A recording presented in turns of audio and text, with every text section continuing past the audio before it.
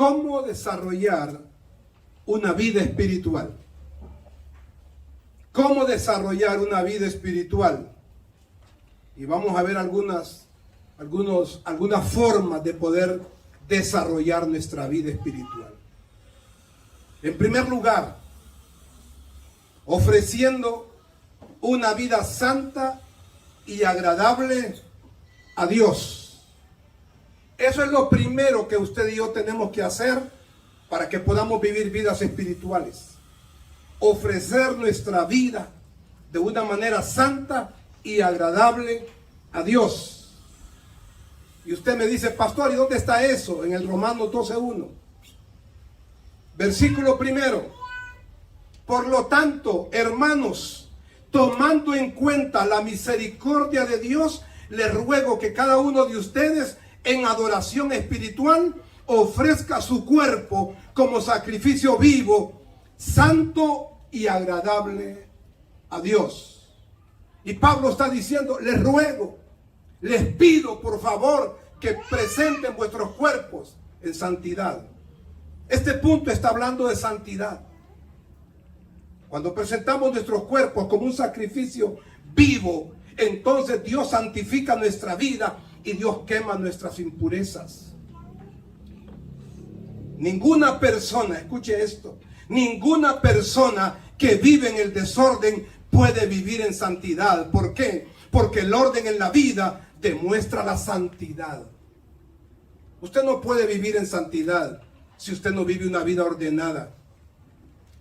Si usted no vive una vida ordenada en lo personal, una vida ordenada en su casa, una vida ordenada en su matrimonio, una vida ordenada en el hogar, usted no puede conocer la santidad. Por una sencilla razón, porque la santidad habita en el decoro. ¿Y qué es decoro? Decoro es orden en nuestra vida. No podemos concebir creyentes que viven en desorden.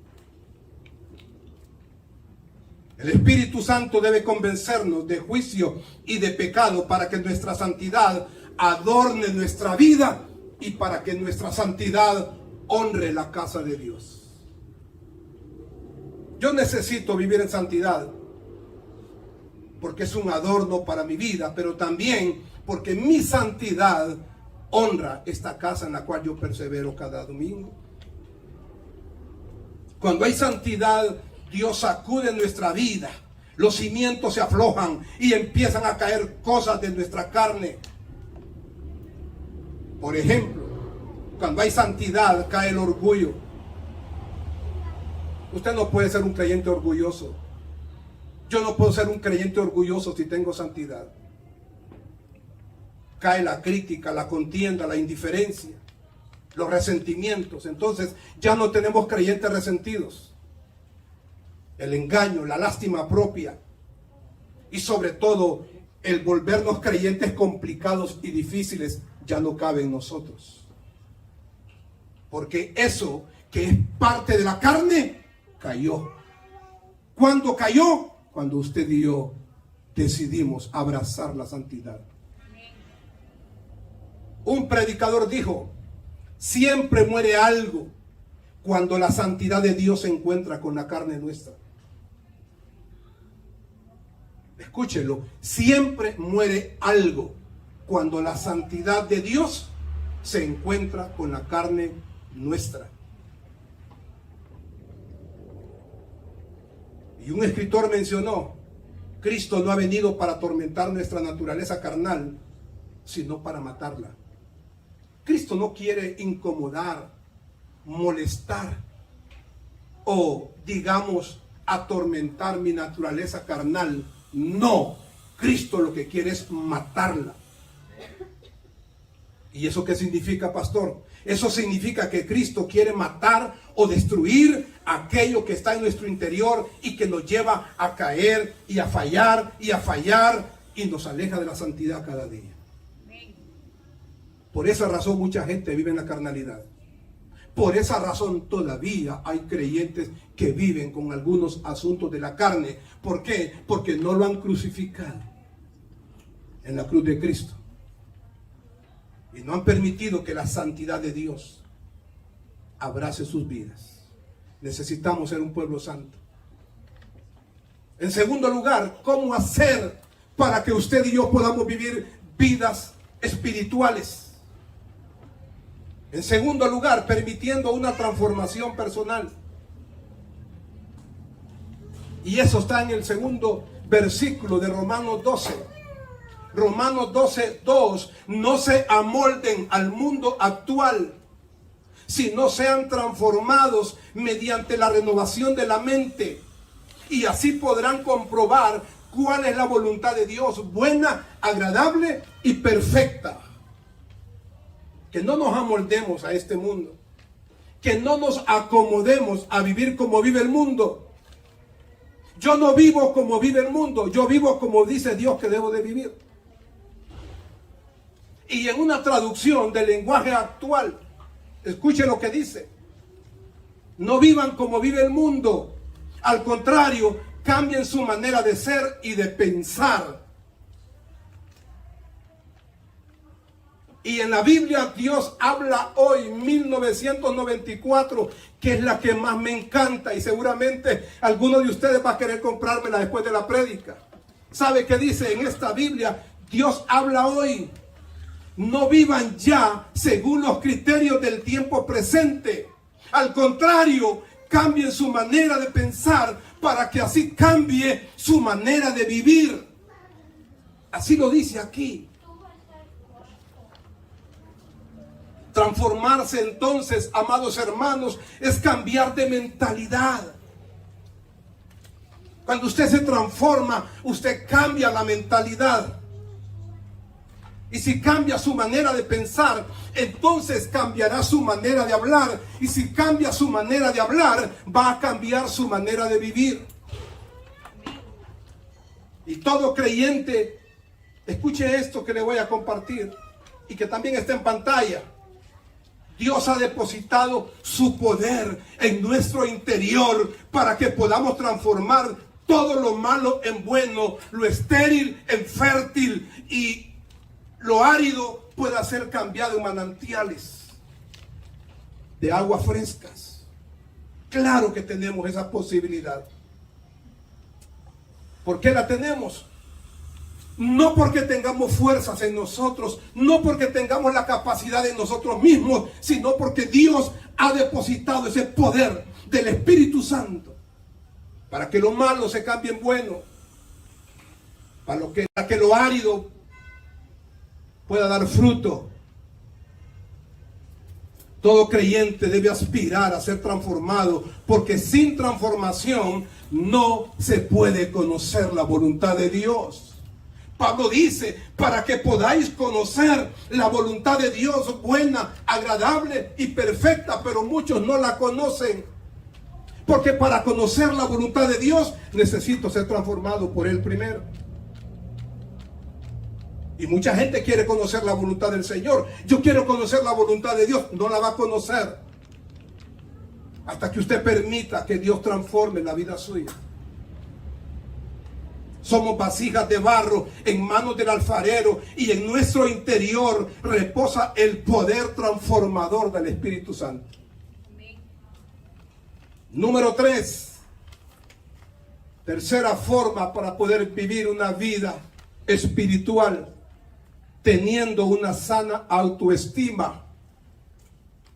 Venimos pasando primero por la santidad de Dios. Lo primero necesario para nosotros, ser creyentes santos. Luego vamos pasando por la transformación del Señor, permitir que Dios nos renueve, que Él nos transforme. Y en tercer lugar, estamos hablando ya de nosotros mismos. Estamos hablando de tener una sana autoestima. ¿Qué es la autoestima? Es lo que usted piensa de usted mismo. Es lo que usted cree de usted mismo. Es el autoconcepto que usted tiene y que yo tengo de mi propia vida.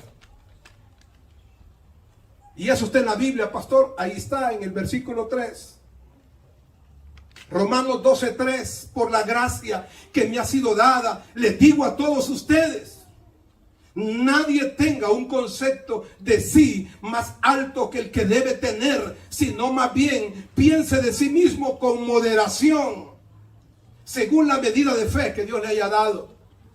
Dice la Biblia que cuando usted piensa de usted mismo, cuando usted se valora, cuando usted tiene un concepto de usted mismo, debe de pensar de usted con moderación. ¿Qué significa eso? Que existe un punto medio denominado equilibrio, que es el indicado en relación al autoconcepto de sí mismo. Pensar con equilibrio, con moderación, con balance de nosotros mismos. De hecho, en la Reina Valera, que la mayoría de ustedes tiene seguramente en este momento en su mano, entonces en esa Reina Valera 60 el sinónimo que se usa es cordura. ¿Verdad que sí? Amén. Ahí en su Biblia dice, ninguno tenga más alto concepto de sí mismo que el que debe tener, sino que cada uno piense con cordura. Amén. De acuerdo a la medida de fe que Dios le ha dado. Así lo dice en la Reina Valera 60. Entonces debemos entender, amados hermanos, que los extremos son perjudiciales para nuestra autoestima. El sentirnos más que otras personas o sentirnos menos que otras personas nos daña. Nos afecta. Luchar contra la inferioridad nos limita. Personas que se sienten inferiores a otros. Y es una limitación terrible para sus vidas. Luchar contra la inferioridad obstruye la buena relación. Una persona que vive con complejos de inferioridad, sintiéndose menos que otros, afecta su relación interpersonal. El espíritu de inferioridad daña la comunión. ¿Por qué? Porque nos volvemos sensibles y nos volvemos resentidos. Personas que se sienten menos que otros se vuelven muy sensibles. Cualquier cosa les molesta, cualquier daño les molesta.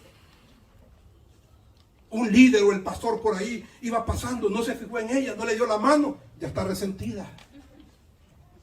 Porque se vuelve muy sensible. Nos sentimos heridos.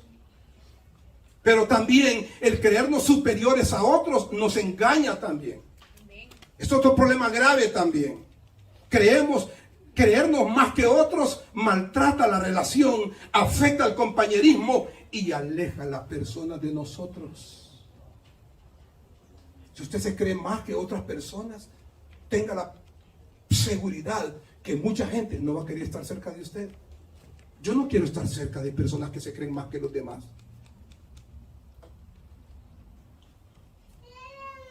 Escuche esto, para que se dé cuenta que los dos extremos son malos.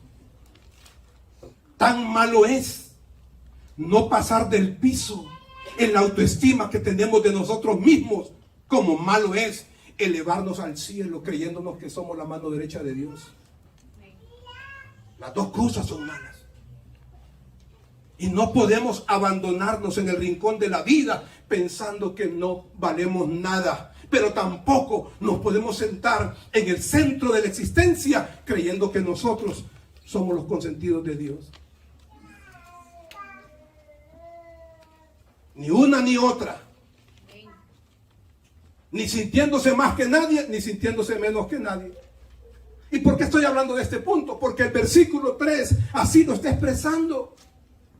El énfasis del apóstol Pablo en ese Romanos 12:3, lo que está diciendo es, hermanos, nadie tenga más alto concepto de sí mismo que el que debe tener. Lo que Pablo está diciendo, ninguno se sienta más que nadie y ninguno se sienta menos que nadie, sino que piensen de ustedes mismos con equilibrio, con cordura, con balance. ¿Cuál es el balance? Ni más que nadie, ni menos que nadie. Número 4. Cuarta forma de poder tener una vida espiritual, actuando como miembros del cuerpo.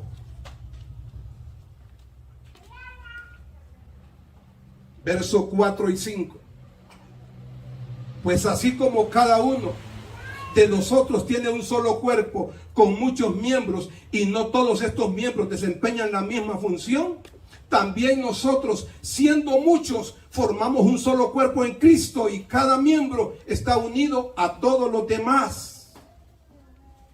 Dice el apóstol Pablo que en el cuerpo humano tenemos diferentes miembros. La cabeza, los ojos, la nariz, los brazos, las piernas, los pies, la boca. Pero no todos tienen la misma función.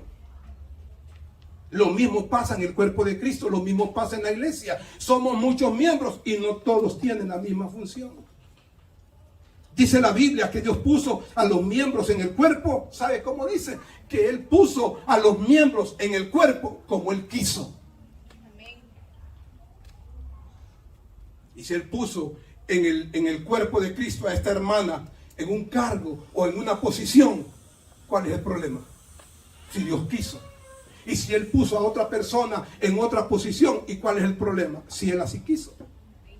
Dice aquí que Él pone a los miembros en el cuerpo de Cristo como Él quiere.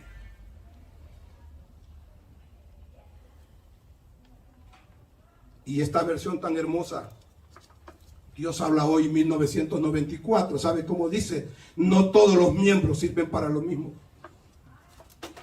No todos los miembros sirven para lo mismo. Los pies no sirven para pensar, ni para hablar. Y la boca no sirve para caminar. Así pasa en la iglesia. No todos los miembros sirven para lo mismo. No todo el mundo tiene el don de dirigir alabanzas. Si usted pone una persona aquí a que dirija al pueblo en alabanza, sencillamente va a fracasar, le va a ir mal. Porque si no tiene el don y el talento de parte de Dios, le va a ir mal. Póngame a mí a atender niños y yo voy a fracasar. Porque nunca lo he hecho, no es el talento que Dios me ha dado. Póngame a dirigir alabanzas y también me va a ir mal. Pero ya conozco cuáles son las habilidades, los dones y los talentos que el Señor me dio. Y ahí es donde me debo de ubicar. Debemos también, amados hermanos, hablar de la manera correcta, porque nuestras palabras nos condenan o nuestras palabras nos justifican. ¿Verdad que eso es bíblico? ¿Acaso no dice la Biblia, por vuestras palabras seréis condenados y por vuestras palabras seréis justificados? Tenga cuidado con lo que habla. Tenga cuidado cuando usted abre su boca, porque usted puede hablar bendición o puede hablar maldición. Usted puede bendecir y edificar a una persona y usted puede dañar y destrozar a una persona con sus palabras. Con las palabras cultivamos o dañamos la relación en el cuerpo de Cristo. Con nuestras palabras edificamos o lastimamos a las personas. Gente que como lastima con sus palabras. Pero también he visto gente que como edifica y bendice con sus palabras. Con las palabras usted acerca o aleja a las demás personas. Por nuestras palabras recibiremos honra o recibiremos castigo de parte de Dios. Muchas veces somos tan descuidados y no nos percatamos de las palabras que estamos expresando. La Biblia dice que en el poder de la lengua está la muerte y está la vida. Usted edifica o usted daña con sus propias palabras. Si nuestra boca tiene que abrirse para hablar de los demás, tiene que ser para bendecir, ayudar, estimular y edificar a las personas que están a nuestro alrededor. Solo para eso nos puso el Señor en el cuerpo de Cristo. Solo para eso Dios nos permitió vivir en esta vida, para edificar y bendecir, nada más. Bien lo decía el apóstol Pablo, sean vuestras palabras con gracia, sazonadas con sal. ¿Qué significa eso? Que si nuestras palabras tienen que ser sazonadas con sal y la sal sirve para darle sabor a la comida, entonces nuestras palabras tienen que tener sabor. Y usted puede decir, no, yo a mi hijo solo le dije la verdad. Sí, con la verdad usted le puede cortar la cabeza a cualquiera. No, yo solo dije la verdad. Sí, pero ¿cómo la dijo? Las palabras suyas tienen que ser, como dijo Pablo, con gracia. En otras palabras, hasta para hablar se necesita gracia. No se puede hablar por hablar. No es que yo así soy, así hablo yo. Y así sueno bien fuerte.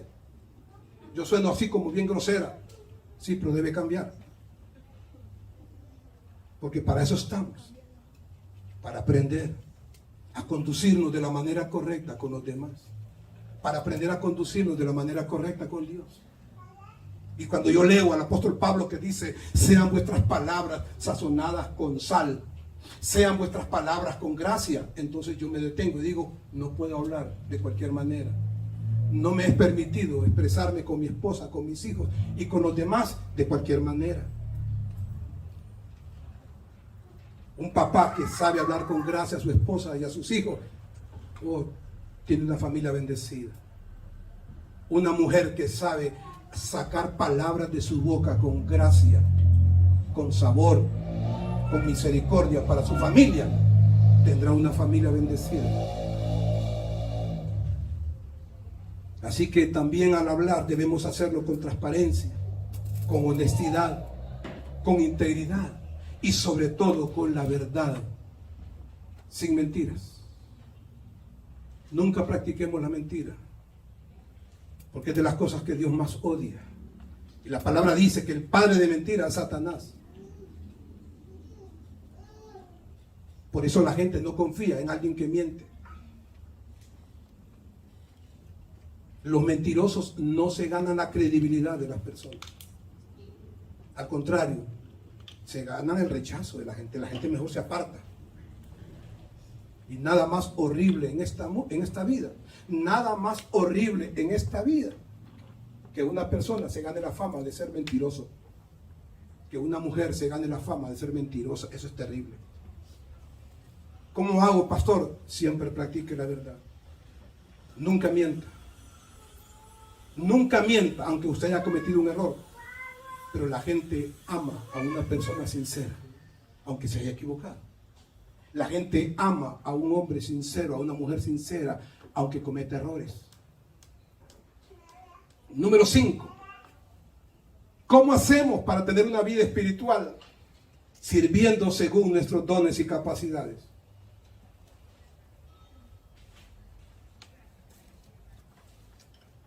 Romanos 12, del 6 al 8.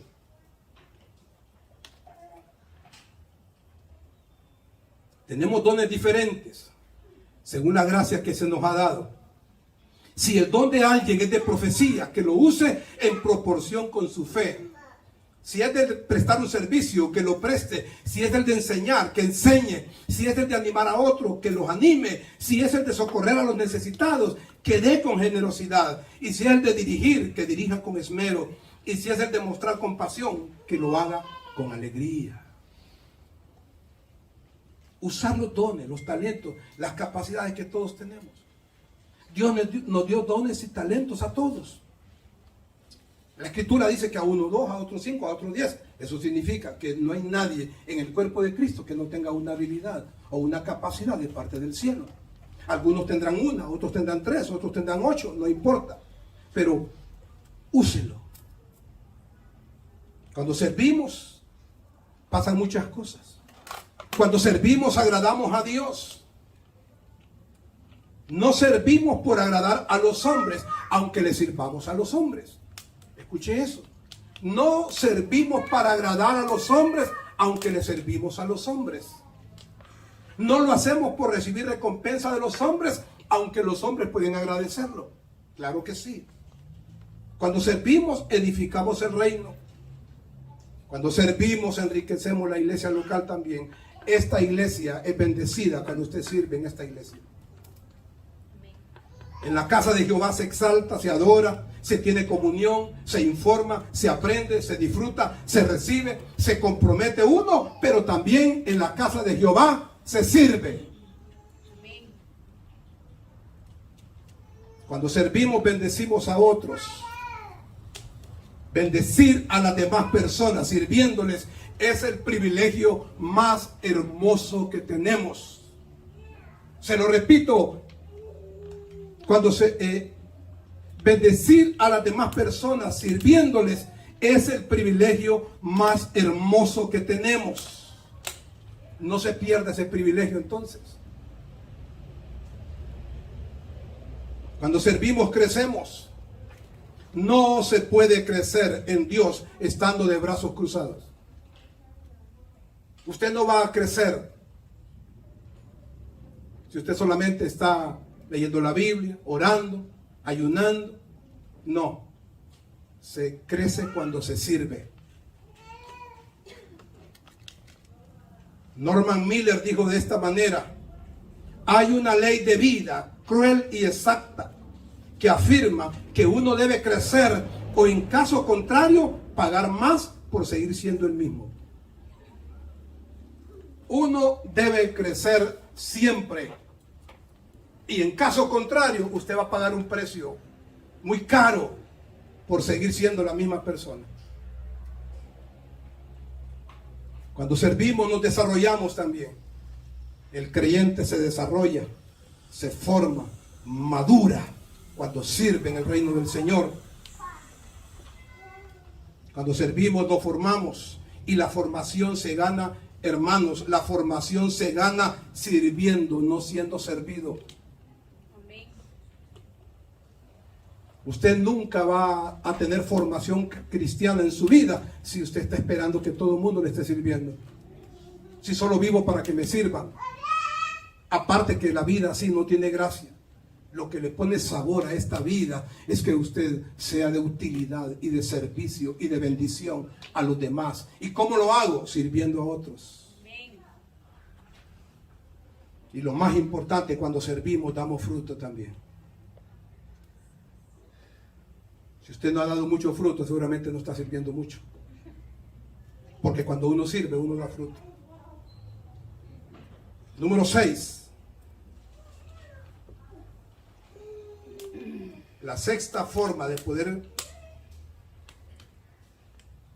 tener una vida espiritual es estimando con honestidad a las demás personas. Ya no solo se trata de servir en la casa de Dios. Ya no solo se trata de servir en la iglesia. Ahora se trata de ver al otro, de ver a los demás, de ver al hermano. Y cuando vemos a los hermanos, tenemos que estimarlos con honestidad. El verso 9 y 10. El amor debe ser sincero. Aborrezca el mal. Aférrense al bien. Ámense los unos a los otros con amor fraternal, respetándose y honrándose mutuamente. Está hablando de honrar. Está hablando de amar. Está hablando de respetar a los demás. Estamos hablando de que tenemos que desarrollar relaciones basadas en el respeto. El primer derecho que tienen los demás, escuche esto que está en pantalla. El primer derecho que tienen los demás y la primer virtud que nosotros debemos mostrar se llama respeto. El primer derecho que usted tiene aquí, es que aquí todo mundo aprenda a respetarle a usted. La primer virtud que tenemos nosotros, la primer cualidad que el ser humano debe de tener en su vida se llama respeto hacia los demás. Respetarnos. Si hay una iglesia hermosa y maravillosa, es aquella donde todos se respetan, donde nadie se falta el respeto. Cuando se pierde el respeto, es poco lo que se puede hacer en el orden de las relaciones. Hay relaciones donde se ha perdido el respeto que se puede restaurar, pero es bien difícil. Porque cuando si usted le llega a faltar el respeto a otro hermano, seguramente ese hermano se va a alejar de usted. Y no va a haber tiempo de poder platicar sobre la situación. Y esa relación se va a quebrantar. Hay algunas que se reponen, que se restauran, pero la mayoría de las veces le falta respeto a alguien y esa persona se aleja de usted. Siempre es más valioso tener el respeto que la admiración de las personas. Usted nunca ande buscando que lo admiren, no, usted busque que lo respeten. Pero ¿cómo hago, pastor? Tengo que decirle a la gente que me respete. No tiene que decirle a nadie, solo tiene que respetar a los demás. Usted respeta a los demás y lo único que va a recibir es lo mismo que usted está dando. No tiene que exigir nada.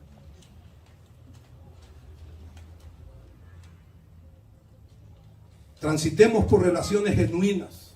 Y una relación interpersonal es genuina cuando es transparente. Que las relaciones interpersonales sean transparentes, sean genuinas, sean sinceras. Que no haya doble moral, que no haya falsedad en ninguna relación interpersonal que usted maneja. El significado bíblico de la palabra honra, porque dice la Biblia que tenemos que honrarnos, dijo Pablo ahí en ese verso, honrando a los demás. Entonces, el significado bíblico de la palabra honra se deriva del hebreo kavod, que indica gloria.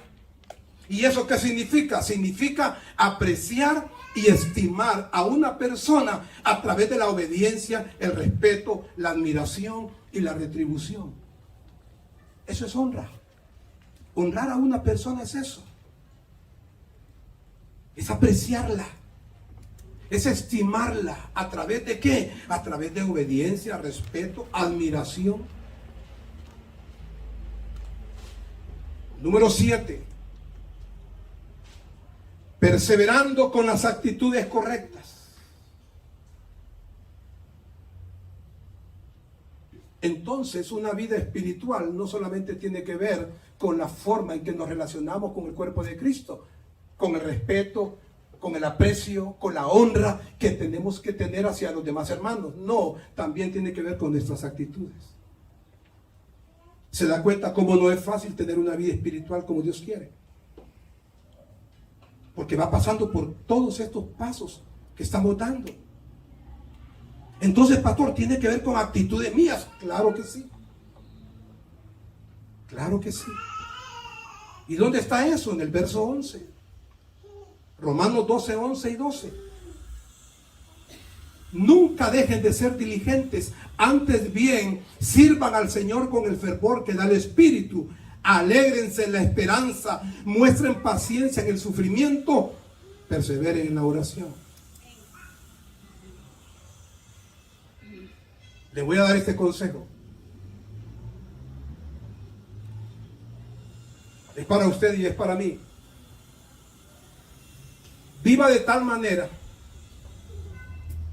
usted viva de tal manera que cuando las demás personas piensen en un ser humano humilde, sano, respetuoso, sincero, amable y honesto, puedan pensar en usted. Su cristianismo tiene que ser de tal manera que cuando la gente diga, bueno, yo quiero ver un creyente que sea sano, piensen en usted. Que cuando la gente quiera pensar en una persona honesta, sincera, amable, usted sea la persona que se le viene a la mente.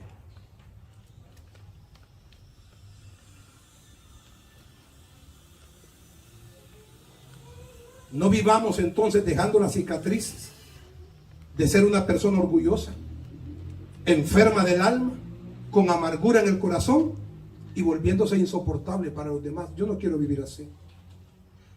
Usted no puede nunca aspirar, no puede ni siquiera pensar en que su vida va a ser así, que va a ser una persona que va dejando cicatrices en las demás personas, va dejando heridas. ¿Por qué? Por el orgullo nuestro.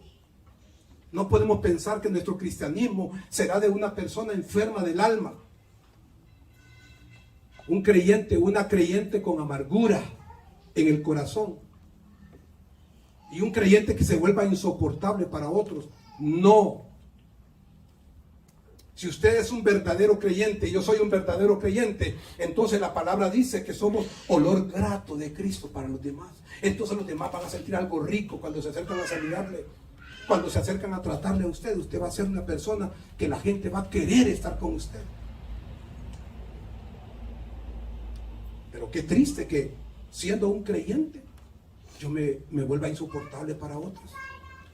Que los demás no quieran estar cerca. Porque tengo mucho juicio, porque critico mucho, porque tengo mucho prejuicio, porque tengo mal carácter, porque tengo malas actitudes y los demás no quieren entonces estar cerca de uno. Tenemos que ver la vida con honor, tratar con dignidad a las demás personas, tener aprecio por las cosas y respetar las decisiones y la manera de vivir que tienen las personas. Para mí, en síntesis, Eso es parte de la vida, esencial. Que tenemos que ver la vida con honor. Tenemos que tratar a los demás con dignidad. Tenemos que sentir aprecio y valor por las cosas de la vida. Y sobre todo, tenemos que respetar las decisiones, las opiniones y la manera de vivir que tienen los demás. Estimémonos, hermanos, y de esa manera trataremos nuestra vida de la manera correcta. Cuando usted se estima a usted misma, usted trata la vida de la manera correcta. Estimemos a nuestro Dios por encima de todas las cosas. Estimemos a la familia como el regalo más grande que usted ha recibido del cielo. Y estimemos a las personas en todo momento y en toda circunstancia. Siempre. Usted y yo debemos ser creyentes que estimamos, que valoramos y que respetamos a los demás. Número 8. Honrando a todas las personas. Es otra forma de vivir una vida espiritual. Honrando a todas las personas. Y eso lo encontramos en Romanos 12 del verso 13 al 16. Ayuden a los hermanos necesitados. Practiquen la hospitalidad. Bendigan a quienes los persiguen. Bendigan y no maldigan. Alégrense con los que están alegres. Lloren con los que lloran. Vivan en armonía los unos con los otros. No sean arrogantes, dice en la pantalla, ¿verdad? Sino háganse solidarios con los humildes. No se crean los únicos que saben. Mire qué tremendo, así lo dice esta versión. No se crean los únicos que saben. Las escrituras dicen, allá por el Salmo, en los Salmos dice de esta manera: maldigan ellos, pero bendice tú. Maldigan ellos, pero bendice tú. Y me encanta lo que dice la Biblia. Dios habla hoy. No sean orgullosos, sino pónganse al nivel de los humildes. No presuman de ser sabios. Así lo dice en esta versión. No sean orgullosos, sino pónganse al nivel de los humildes. No presuman de ser sabios. Me gusta mucho. Hay un pensamiento que yo le quiero compartir que dice: no aprenderás nada de la vida si crees que todo el tiempo tienes la razón. No aprenderás nada de la vida si crees que todo el tiempo tienes la razón. No todo el tiempo tenemos la razón. A veces tenemos que reconocer que nos equivocamos y que hemos fallado. A veces tenemos que darle la razón al otro, a una esposa, a un hijo, a un amigo, a un pastor, a un consiervo, a un hermano en la fe. Con humildad y con sencillez debemos dejar el orgullo y reconocer nuestros errores, nuestras faltas y equivocaciones. Esa también es una virtud de un cristiano espiritual. Debemos reconocer, obedecer, estimar y apoyar a los hermanos. Que las personas se sientan respetadas, amadas y servidas en esta casa. Se lo repito, que las personas se sientan respetadas, amadas y servidas. Me acuerdo de un ejemplo que vi de una pizzería en otro país. Una pizzería que apreciaba y valoraba tanto a sus clientes, que sabe usted que lo que hacía la pizzería es que le reponía los pedazos que accidentalmente se caían en el piso. Si uno de sus clientes, después de que recibía la pizza, se le botaba una pizza, un pedazo, la administradora, los encargados de la pizzería, le reponían de nuevo su pizza. ¿Por qué? Porque amaban a sus clientes. porque honraban a sus clientes, porque valoraban a sus clientes. Yo estaba pensando que lo mismo debe pasar en la iglesia del Señor. Debemos apreciarnos, valorarnos y servirnos entre nosotros. Una sonrisa, un abrazo. Necesito una pastilla ahí porque tiene un dolor de cabeza. Hermana, ocupa un vaso de agua. Alguien ocupa una llamada para un celular. ¿Por qué? Porque no anda saldo en ese momento o no tiene celular. Y quiere llamar a un familiar. Decirle a la gente, ¿en qué le podemos servir? Hermano, hermana, si necesita algo, por favor, solo díganos. No asumamos que la gente no necesita nada. Me decía una persona que una de las cosas que le provocaba tristeza era que escuchaba hablar del amor y de servirse. Pero cuando salía de la reunión había más de 10 personas y estaba lloviendo. Y había más de 20 vehículos y no había uno de la iglesia que le dijera, hermana, le doy jalón a su casa, véngase, no se moje. Nadie, así me dijo, nadie se digna de decir, le voy a dar jalón a la hermana, a la señora, a la anciana. Cada quien agarró su carro y se fue. Qué bonito sería entonces, imagínense a las 9 de la noche, lloviendo, ponerse y decir, hermano, si hay alguien que ocupa jalón para su casa o su barrio, en mi carro caben 4. Y otro hermano dice, en mi carro caben 3. Y otro dice, yo tengo cupo para 4 personas, las puedo llevar a sus casas. Y esas hermanas que están ahí sin vehículo. Y que nosotros asumimos que tienen dinero para el taxi. Usted no sabe. Usted no sabe. Me lo decía una persona que vive en una ciudad donde el taxi es caro. No vale 35 ni 40 lempiras como en Ciguatepeque. ¿De qué estamos hablando? De ser sensible a la necesidad que tenemos. Y número 9, tratando correctamente los daños recibidos. Terminamos con esto, con este punto.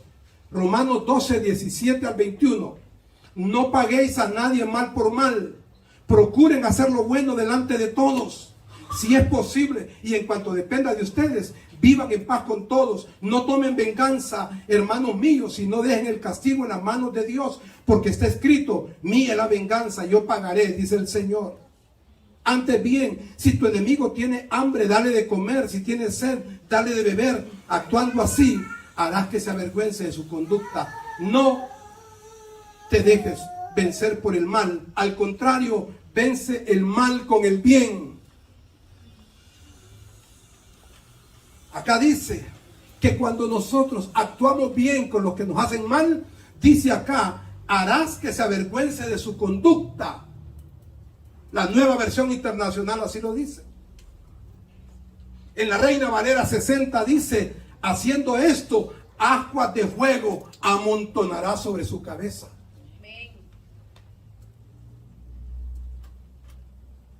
Y en esta versión, Dios habla hoy, lo dice, así harás que le arda la cara de vergüenza.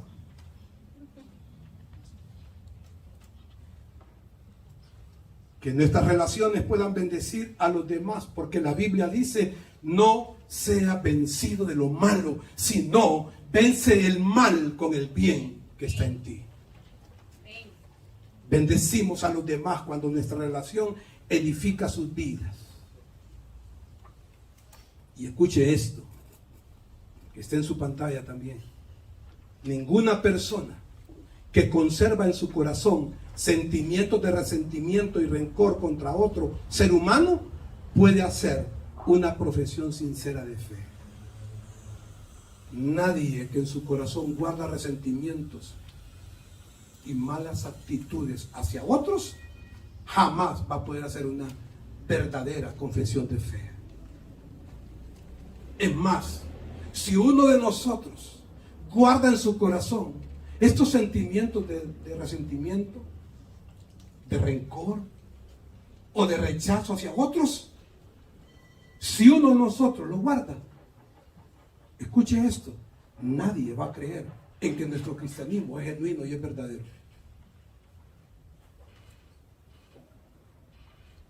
No se preste para hacerle mal a nadie, porque la vida pasa factura. No se preste para hacerle mal a nadie, porque la vida pasa factura. Y tarde o temprano la vamos a pagar. ¿Sabe qué dice la Biblia?